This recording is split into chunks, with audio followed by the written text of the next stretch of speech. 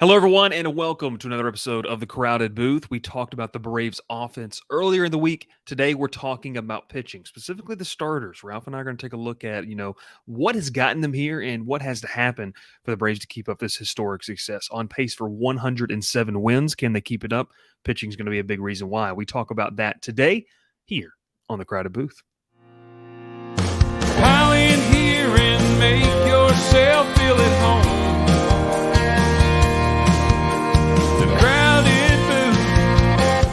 Coming on The Crowded Booth with Bryce Koon.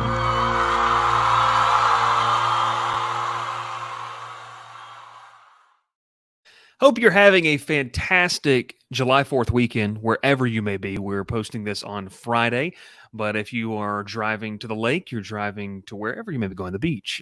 Maybe you're going to pick up fireworks. Maybe you're going to get a spiffy new polo like Ralph is sporting right now. We appreciate you for listening. If you're listening or watching, whatever you're doing, if you're listening on audio, Spotify, Apple Podcasts, make sure to like, subscribe, follow the podcast right there. And then if you're also on YouTube, the road to 2K is getting closer. We're getting closer. We had a great live show last night with Georgia Tech fans, and we're going to continue to post some good Braves content. Thank you so much for liking the video we had earlier this week on the offense. And Ralph, we hope for a similar result here on this video today. Ralph, Leary, Bryce Koon here. Also, if you're listening on the radio, we appreciate you as well. The Braves, Ralph, have spent most of the first half of the season with a guy without two of coming into the season, the two top guys in the rotation, it felt like. Everyone kind of felt like Charlie Morton was going to be slotted in that third spot. You probably could have said, obviously, that Spencer Strider was going to be one of the top guys, but after Kyle Wright won as many games as he did, and then Max Fried does what Max Fried does, being an ace of the staff, you really didn't have your two top guys, and they sit themselves with the best record in baseball. One of the best teams, obviously, that we've seen over the past couple of years. We talked about big reason why is the offense. But today we're talking about starting pitching, and they've done all of this without it. And how we're going to do this, we're going to run through the guys that have been starting, your Striders, your Mortons. One of the biggest surprises, Bryce Elder, and a big reason they've had a lot of success. But we're also going to continue to look at some of the other options. A.J. Smith-Shawver, who has been, I would say fairly decent for a guy that hasn't had a lot of professional pitching experience. We're going to look at Mike Soroka, who gets to start tonight against Miami, which, side note, Ralph, if I'd have told you back in February that a June series into July against Miami would be maybe primetime must-watch TV, you'd have said, oh my gosh, they're battling it out for 4th and 5th place in the National League East. But let's talk about this. Ralph, the pitching, you've got some of the stats. Let's start off with Spencer Strider right here. Strider, the early part of June wasn't pleasant for him, and you heard a lot of different conversations. Snicker said this as well. It's a guy that is really kind of going through the first rough patch of his career, and it was bound to happen at some point.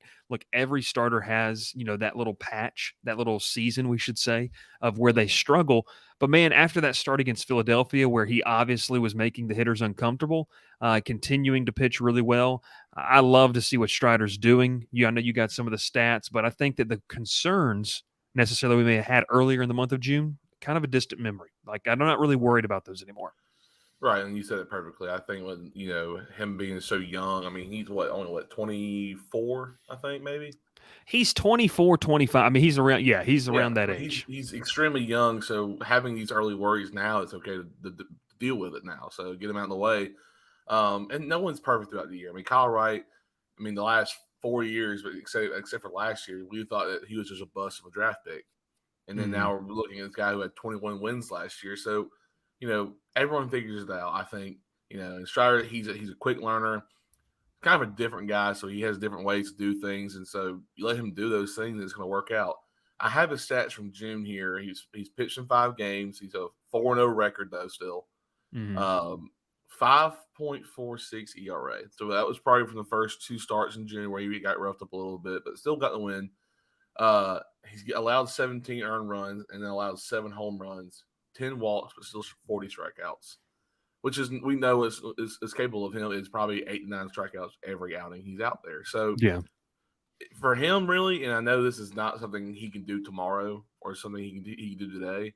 He's got to develop another pitch. I mean, I know that the 101 mile an hour fastballs are cool and all, but there are people playing baseball who hit those frequently every single day. They want to see that fastball, that high inside fastball. You got to develop in their pitch, and I think that's what they're working on him with. I don't know what they would give him to work on, but something's got to be a little different, you know. Yeah, and I think obviously we've seen some glimpses of a changeup.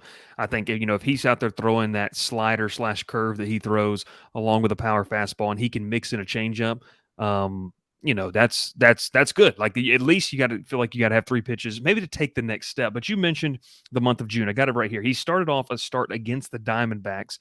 He went 6 innings, gave up 3 hits, 2 runs earned, 4 walks. A little uncharacteristic. That was kind of his high for about a 2-month span. 7 punch outs, which was uncharacteristically low, actually, for what he had been doing the past couple starts. He had 9, 11, and 12 the last 3 starts before that. He hit the rough spot we talked about in a span of a week. It was a start against the Mets, 4 innings, 8 hits, 8 earned runs, 2 home runs, 2 walks, 8 strikeouts still. The Tigers start, I know a lot of people were really concerned with that one. 5 innings, 7 hits, 5 runs, all of those earned, 3 home runs given up, including one to one of the GOATs of baseball, at least of our childhood, Miguel Cabrera. Right. Well, you can't, it's Miguel Cabrera. Exactly. But where he turned it around, and I think this is, you mentioned the age, the worries, the concerns. To see a guy just kind of rein it in, especially in what felt like a big game at the time against the Phillies, 6 innings, 8 hits given up, but he spread them out, 1 run earned, no walks, and 9 punch-outs. Like, that's the Strider we're used to seeing. And then, obviously, the series they just came off of against the Twins, 7 innings, 3 hits, 1 run earned. It was a home run. It's 1 solo shot, 2 walks, and 10 punch-outs. So that's kind of getting back to being that guy that really has had to be kind of the ace in the sense of carrying this pitching staff. Now, that's not a knock against Bryce Elder, who we're going to talk about, who I think is most deserving of an all-star spot in Bryce Elder, Right. just to what he's been able to do. But Spencer Strider has been a guy that they've obviously wanted to go to. I like what you talked about with the third pitch. There's been a big argument.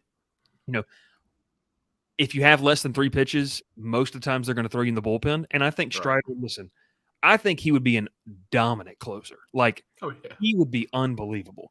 But the ability to, how much he takes care of his body, how much he is worried about, the biomechanics of all these types of things allows him to be a starter. And if he really develops that changeup, you're talking about a guy that could be the best pitcher in baseball, like, for a while. That dominant. Let's move on to Charlie Morton. And Charlie Morton, Ralph, has been a case on the Braves Facebook Spaces, which shout out to the person that commented on the last part. He said Facebook's still a thing. It is, and we use it for the show. Charlie Morton, Ralph, has been a guy that's kind of been, I don't know, he's been loved and hated, like, at different times in this fan base. And kind of want to get your thoughts on him, because I think the expectations for Charlie Morton at this spot in his career are exactly what they need to be, and he's fulfilling that. Like, he's not going to be an ace, but man, when you got him slotted potentially into 3 or 4th spot in a rotation, he's a pretty dang good guy to have in that role. Well, I'll say this though, and I completely agree with that. Ever since, I think, beginning of May, every start he's pitched in has gone 90, 92 plus pitches every time. Now, he's getting the 5th or 6th innings with those, and so his pitch count is getting higher and higher every time he goes out there. But that's on pace for him. Is usually he'll throw a lot of pitches, walk some people, but he's getting that 6th inning through. He's trying to get through that 6th inning, that 5th inning. He's not trying to get pulled in the 4th inning. You go back to the Cincinnati game when he was in the 4th inning with 80 something pitches, and Braves had like a 1-run lead, so Snit threw him out there. And that 5th inning, arguably, was probably the best inning he had the whole entire game. I think he struck out the side in that 5th inning, and got to 103 pitches and he pulled him. I mean, that was his best inning. Morton's had a rough year in the last year and a half, but we're not expecting him to go out there and show what he did back in 2019, 2018 with the Astros when they won the World Series. So if you're putting him in the 3 and 4 hole, like you said, when Max Fried and Kyle Wright get back, probably the 4 hole, you still get a reliable pitcher who can go out there and still have some of the best stuff in baseball, and he can still throw 96 to 98 miles an hour at his age. I mean, I think Ryan Sicker said it best about him and Jesse Chavez both is for what y'all are doing at 39 is the most remarkable thing in baseball right now. Yeah, and look for people who are into like spin rates and what he's able to do. It's It's a big unbelievable. reason. It's ridiculous. You mentioned the starts. The in the span since we'll still go back to May 1st. That's a big enough sample size. Essentially 2 months worth Yeah. of sample size. He's only had one start go under 5 innings, and it was against the Mets. It was on June 7th. But like you mentioned, this is a line that I think people just need to be okay with where he's at in his career and what he's providing, which I think is more than enough for what you signed him for. Look, at Cincinnati, which was a fun series to watch if you're just a baseball fan, ton of True. young talent. He goes 5 innings. He allows 7 hits, 3 runs all earned, 7 punch outs, and 3 walks. But this is the thing, like if he's a guy, Ralph, that sits in, and you mentioned the 4 spot, and I'm sitting here thinking, let's just say that Max Fried and Kyle Wright come back. I expect, at least a guy like Max Fried to come back and be, close to himself, especially ramping up before the postseason. Hmm. You're probably slotting Morton down into more of the 5 spot. If you're Yeah. telling me that Charlie Morton is your number 5 starter and he's given up on average, I mean, his ERA is sitting at 3.81 right now. He's given up, he's 7-6 on the year, 1.48 whip. Like their teams would kill for that. And it's not to mention, too, which I think gets lost on so many people, is the locker room presence he provides. Like he's well respected by these guys. He genuinely, like, I think this too, and Ralph, this may be we may have to take the red and blue and white lenses off this. We may be looking at this a little bit jaded, but I think at his age, how much he's talked about how his family gets to be around him. If he wasn't playing for the Braves, I think he would have already retired. Like I Right. think that it's a unique situation he's talked so much about. That's just kind of what I take away from that. But listen, you hit the nail on the head. Charlie Morton, I think, is exactly what the Atlanta Braves need him to be under the current setup. Asking him to elevate anymore, I think we could see it. Like he's a guy, Ralph, that could go out there in a game 4, game 3 of an NLCS and pitch a gem. Like he's one of those guys. You remember? Okay, we're going to throw it back here for the Oh Braves gosh. fans that were before 2017. Do you remember when the Atlanta? Well, I guess this was around the same 2017. I don't remember exactly when this was. I think it might have been 13. Do you remember when the Braves made one of their final runs before they blew it up? Okay, and they played the Dodgers. Obviously, a lot of people remember Kimbrel sitting in the dugout, David Carpenter, Juan Uribe hitting the home run. But do you remember who started that one of those games? It was Freddie Garcia. Freddie Yes. Garcia Okay. started one of those games for the Braves, and the hope is that he had one more gem left in the tank against Yeah. a One more loaded hoorah. Dodgers. One more hoorah. I don't think of Charlie Morton that same sense of like, does No. he have enough left in the tank? But he's definitely a guy that I think, listen, we saw it in the 2021 run. If there's a game 7, I mean, I love Max Fried, loves guys, but Charlie Morton with his big game experience and the knowledge he can pass on to guys, I think is huge. Kind of, what are your thoughts on that? Well, yeah. I mean, like you said, like in that game 7 situation, you want the guy who's like just kind of just steal. You don't want anyone kind of Hmm. nervous. You're not on third strider probably game 7. Honestly, there's Yeah. no knock to him. He hasn't been in that situation. I'm probably with you on Free. If Free pitches that game 6, I'm fine with it. And Morton goes game 7, fine with that because that's a guy who's been in a situation. He's gonna give it his all. That's one Yeah. thing I've never worried about Charlie Morton is him not giving 100% every outing he goes. Because you look at his last games, like we were talking about a minute ago, his worst start was against the Mets. He also had a 7 inning outing against the Diamondbacks in Arizona where he gave up 6 hits and 3 runs Yeah. and struck out Struck out 9. 9. Yeah, so I Yeah. mean, he has the ability to go 7, 8 innings, maybe. I mean, no, there are not many people who's going 8 innings anymore anyway. I mean, pitch counts are getting higher, hitters are better, baseball's different. Um, you're not gonna get perfect games every outing. I'm sorry, no pitcher is perfect every This time. isn't I'm MLB the sorry. show or Road to Show, No, not but Road to like Glory, but Road to Show. even you watch all of these baseball podcasts and stuff talk about the Domingo Yermon perfect game the other day and how random it is. I mean, Yermon's last 4 starts we talked about this the other day were horrible, Oh, he horrible was starts. putrid, putrid. So for him to go out there and throw a perfect game, it's just unlikely. I mean, you wouldn't have put. I'll tell you, there's no one in the world who would have said your mom's going to throw a perfect game tonight against Oakland Athletics tonight. No, I wouldn't even say he would throw 8 innings probably. So for people who get angry about Morton and how he's just not perfect anymore, I mean, he's going to go out there and he's going to give his 100% every time. He gets mad when he gets taken out early. He hates it. You can see his frustration every time he goes out there and has a bad outing. Yeah. No, I'm with you on that. And when you said your mom, it sounded like you talked about your mom, and so that was just funny. I just heard that; it was hilarious. But one of the guys, Ralph, we mentioned the presence in the locker room, and I think one of the guys that has probably benefited one of the most from having Charlie Morton is Bryce Elder. This Yeah. is a guy, Ralph, that at times we go back to last year. Remember I think his debut was against the Padres in San Diego, Yeah. and he He got he messed up. wasn't he walked a lot of guys. Like he didn't. It wasn't you were like, oh my gosh, this kid's overmatched. He obviously some of the nerves. He comes back, Ralph, and I believe he pitched the clinching game for Atlanta to clinch the NL East in Miami after they had swept New York. So he pitched really well down the stretch. He had an outing against the Nationals and the Marlins in 2022 that really kind of, I think, were a big confidence boost, kind of a launching pad into the season. Where Ralph, as of, and I gotta get the updated, but as of his last start, which was against the Twins on the 27th, which was what 3 days ago. Mm-hmm. Um, he's sitting with a 2.44 ERA, which is one of the tops in the National League, if not the best. I don't have that right in front of me. I know that before this start, he had the top ERA in the National League. But when you see his velocity and what he's able to do, commanding the strike zone, how he's hitting his spots, I love the mentality of this kid. I mean, I think that he is an aggressive pitcher in the sense that he's going to attack the strike zone. He understands the quality of the defense that Atlanta has behind him and what's a Mm-hmm. really good defense. He's not afraid to let those guys work, but this was kind of one of the things that Bryce Harper actually said. And this was when the Braves played against the Phillies. I believe it was a week from yesterday. So last Thursday, they played in Philadelphia.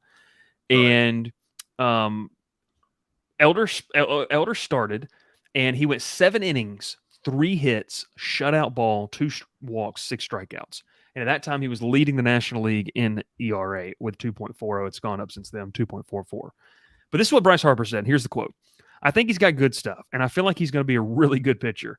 If the Braves get into the postseason, kind of funny, but the Braves get into the Yeah. postseason, he's going to be really good for them. And I think just Mm-hmm. because he has no heartbeat, when he was out there pitching against us, you could just tell he had that steel look in his eyes, much like what you talked about with Charlie Morton.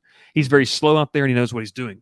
So, kind of your thoughts on Bryce Elder? Probably the biggest surprise for me in this on this pitching staff in this rotation, but how key has it been in the absence of other guys to have a guy out there that's saying, "Hey, I'll go out there and I'll have nerves of steel and let's go win some ball games." So one of my favorite stats, and I was watching something on Twitter the other day about Bryce Elder. So in 2022, in all his starts he had, which he had 10 starts, which he has 16 this year so far. He allowed 77 ground balls. This year, so in 6 more starts, he is now at 153 ground balls forced. He's one of the best players in baseball, pitchers in baseball that allow ground balls, that forces ground balls. That's what he's great at. He's not going to strike out 12 every game. He's Yeah. going to force majority ground outs, double plays, fly balls. That's just what he's good at. He doesn't need elite stuff to where he's leading the major leagues in strikeouts. That's what Strider's really good at doing. But Mm-hmm. Bryce Elder's going to make this team. He's going to wear them out, physically, just make them ground out every at bat. He's going to grind out at bats too. So he may have a 7 to 8 pitch at bat every once in a while, but eventually he's going to get that guy to ground out. I mean, that's just what he's really good at. And I think, like what you said about Bryce Harper said, he has steel. I think he's listened to Charlie Morton more than anybody else in baseball. He listens to what he has to say because that guy knows he's been there, he's done it, Yeah. and then he did it again in 21. So for this guy to be this young, this talented, I mean, he's only 24. He's still very young. He's going to figure out way more stuff than he already knows now. He's going to get a lot more. I think him being the number 2 guy right now in the rotation, probably. I'd say, yeah, flip flop 2 and 3. Yeah. Right. And to be this young and doing this stuff right now with this talent of a team, you don't need much stuff. You don't need the strikeouts. Give us 6 innings. The bullpen will back him up. The lineup's going to back him up eventually. So, Yeah. I mean, Elder just does exactly what he needs to do. He's going to, and like I said, I think what Bryce Harper says is true. In the postseason, it's going to be great because he'll probably go 8 innings in a postseason game. He'll He's have forcing some ground crazy outs. start. Yeah. Yeah, And he'll like you force so many ground outs. That's and like you what he's said, it's great at. early contact. It's not. Right. It's like he's going to have the occasional 7 to 8 pitch at bat, but whereas Strider may take 6 or 7 pitches to strike out a guy, Elder is forcing action 2, 3, 4 pitches into an at bat, which, like you said, allows him to go further. Hey, before we talk about anything else, I just want to say, Ralph, that I'm kind of hungry. Cook's Place began serving our signature hot dogs in 1985 from a cart on Broadway. We still serve the best hot dogs and scrambled dogs in town at the corner of Moon and Miller Road and at the landings. Our friendly staff won't let you leave hungry. Come in and eat to the beat with our 50s jukebox. Cook's Place, fast service, great people, awesome food. What are you waiting for? Well, Ralph was just flexing his lunch in the background. I'm an hour behind, so I haven't quite gotten there quite yet. Just past the 11 o'clock hour. Myself. It's okay. It was just a quesadilla. Just a quesadilla. Okay. Myself. Just past the 11 o'clock hour over here in Louisiana. Ralph, I'm going to give you 4 names, okay? And so we talked about the guys that have been big in production. And we've gone in depth on those guys. But when you look at the 4 names I'm going to give you, we don't really need to go super in depth. But what's a guy that you think they're going to have to count on the most down the stretch? And we're going to get to the Fried and Wright talk, but let's talk about that right now. Whatever the Braves decide to do, I think that Fried's health could influence whatever happens. Obviously, there's a big hope that they're going to be getting him, and he hasn't been cleared to face live hitters yet. But you would like to get him in between the end of the All-Star break and August 1. Like if you could get that gives him enough time to get enough starts, get ramped up for the postseason. So if he can return during the second half of July, Kyle Wright, I think the most optimistic thing I've seen, and Mark Bowman put this, Braves beat writer, they're hoping the second half of August. But there's no guarantee, obviously, that those guys can return to what they were doing. I think that, obviously, like we said, Fried has a better shot at it because he's got a little more, I'll call it the runway. He's got a little more runway to take off for the postseason.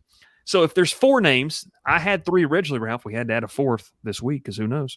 And you know who that 4th probably is. I'm going to give you 4 names. You tell me the 2 most likely to make an impact in your opinion. Jared Schuster, A.J. Smith-Shawver, Michael Soroka, who's going tonight against Miami, and Colby Allard, who was really impressive against the Twins. Ralph, out of those 4 guys, maybe 1, maybe you have 2 that you think they're really going to be counted on. And if Fried and Wright aren't 100% and ready to go. I'm going to go with Colby Allard for 1. I thought his start against Minnesota was terrific. I thought we saw what is possible for a great 5th guy in the rotation, if not long relief guy. If said starter can't go more than 2 or 3 innings, and you put Allard in there, let him go. I mean, you eat bullpen innings for the bullpen. So I think I really like him. And then I'm gonna say AJ Smith-Shawver. I thought I saw a lot of prize out of him coming out of the bullpen early, and then if we have a bullpen game, throw him out there. I mean, he's great. I thought he was good. He's young. He's 20 years old. I mean, he's got a great arm. I thought he's got some good all-speed pitches. He's just gonna need more time out there. He's only had 3 appearances, I think. Something like that. Yeah. So, I like what he can do down the road for this team. I think calling him up early was not a mistake. I think some people said it was a mistake bringing him in. I thought his outing against Arizona was very promising, though. But Allard, he's been in the league for a while. I mean, people don't realize how long he's been in the league, I guess, now. But he's got good stuff. I thought what I saw on Wednesday in the replay, because I didn't watch the game, was really good. I like what Allard has. I mean, if Kyle Wright and Max Fried cannot get back to what they are by the time they get returned, then Colby Allard needs to be there. I think he needs to be in that rotation and given a chance to start again. And he's going to start next week against the Guardians. I said against the Guardians, against Cleveland. Yeah, so that will be a great another chance for him to go against 2 American League teams back to back. I mean, good, but this is what I think. I really like Allard. I really like Smith-Shawver. No, not to Soroka. I really hope to see him do really well tonight, because this is kind of like hey man, we've been waiting for this. You gotta show up eventually, right? Mm-hmm. So Well, here's an interesting stat on Soroka. Obviously, we hope he does well from a sense of the feel-good story. Like, you want this this is guy. also his first home start since 2019, by the way, or 2020, I guess. But Really? Because he started against Oakland and then was still on the road, I believe. Yeah. mm-hmm. He's done well down in AAA, Ralph. It's been a little bit different. He's allowed 1 run or fewer while completing at least 6 innings in each of his last 3 AAA starts. So that's encouraging, I think, for Soroka to be able to do just that. I like what you said about Colby Allard. You know, they got him in the offseason back from Texas for the remains of Jake Odorizzi. And I believe, and Ralph, you can double check me, that we traded him for Chris Martin back in 18 or 19, but I believe that. You know, I remember sitting, and I'll tell a little story, and shout out to our good friend of the program, good friend of the show, Josh Brown. I was sitting at a Rome Braves game in 2016, and for those that don't know, they were named minor league team of the year. It was a loaded minor league team. Ozzie was there. Austin Riley came up towards the end for a couple of games. He was still a little ways away. But the pitching rotation was Soroka, Allard, Tukey Toussaint, and Max Fried. And Fried actually got elevated towards the end of that season. He didn't play the entire season in Rome, but they ended up winning the South Atlanta League Championship. It was a loaded roster. And everything from Colby Allard, remember, this is a high school guy. Like, this is a guy that was drafted out of high school. He had some elbow issues, but man, we saw, like what you said, and I watched the game. His stuff plays. Like, he's got that big looping curveball that comes in at like 71 miles an hour. Ralph, you and I play the show. We can't hit Greg Maddux when he throws that like 70 mile per hour curveball. I'm not saying that he's the equivalent of Greg Maddux. I'm saying that plays. Now, Minnesota is really bad against left-handed pitching. I'm interested to see what he does against Cleveland. I'm interested to see what the next couple starts. But like you said, he's definitely earned the right to stick with a big league club. So I like your assessment there of Colby Allard. I'm going to take where you didn't go, but I'm going to take it in a different way. I'm going to talk about why I don't think that Jared Schuster is going to be a guy that they're going to be able to consistently rely on as the postseason push. Look, he's worked in since rejoining rotation in May. He has worked into the 6th inning in 5 of 7 starts. That is an encouraging sign. But Ralph, I don't know how much you look his whiff rate, how much he's missing barrels. He's not doing it too often enough, and that's something that concerns me, especially when you get into postseason play, which is better offenses, higher leverage situations. Is the inability to consistently miss bats. That just gives me question and pause for the long-term value of what he can provide. Do I still think that he's a part of the Braves' plans? Of course. But he's got to kind of figure that out and know better to do that in AAA. I like your assessment of A.J. Smith-Shawver. Won't go back over that. And then to kind of finish it out with Soroka as we kind of wrap up today's show, I like what Soroka brings to the table. Would it not be awesome to see him just dial it up and become just dominant down the stretch? That'd be great. But it's got to start tonight in Miami. Or tonight in Atlanta against Miami, because he's got to prove himself, and he's aware of that. Look, the feel-good story is great, but this is a team that's trying to win now, and it's no knock against what Soroka's doing. And I would already say this. He's no longer trying to come back like he has. The fact that he even got back up on a mound at the AAA level, like wherever it was, the comeback is complete. Now it's all about, I think, and this is just my opinion, you're really going to know what you have in Michael Soroka in 2024. So that's where I sit in the sense of, because this year was about getting back, getting the nerves out. We talked about, the emotions and all that kind of stuff. But man, I think in 2024, you're going to be able to really get a look at it. But I like what you said about Shawver. So I'm going to stick with you in this. I'm going to go AJ Smith-Shawver is going to be the guy. And I think one of Kyle Wright or Max Fried is going to be 100%. I don't know I'm going to go Max Fried.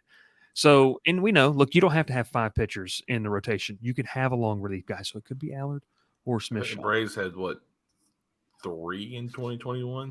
It feels like they've had like 2 Morton starters Fried every single postseason run. Was it Morton Fried and who was our starter? I guess that year. I'm blanking, dude. I'm bad. That's bad. I don't even know. Morton started game 1. Max Fried started Ian Anderson.